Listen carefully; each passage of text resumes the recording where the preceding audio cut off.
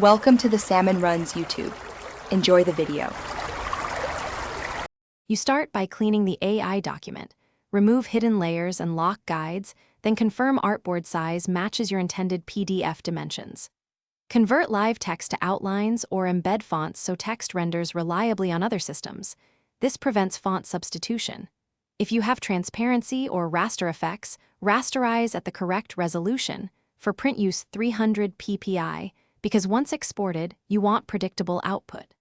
Once done, save a copy so you can revert if export needs adjustment.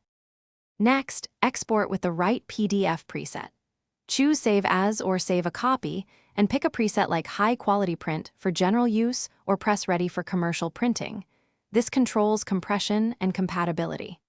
In Settings, enable crop marks and set bleed to match printer specs, and select whether to convert colors to CMYK or keep RGB depending on the output. Make sure compression keeps images at needed quality. Lower compression avoids artifacts but increases file size, so balance accordingly. Finally, open the exported PDF to verify every element. Check pages, embedded fonts, image sharpness, and color shifts. If you see missing fonts or swapped characters, return to your AI copy and embed fonts or outline text before re-exporting. If images look pixelated, increase image resolution or decrease compression and export again. One key troubleshooting tip: if printers report errors, save a PDF/X preset, which enforces stricter standards and often resolves compatibility issues.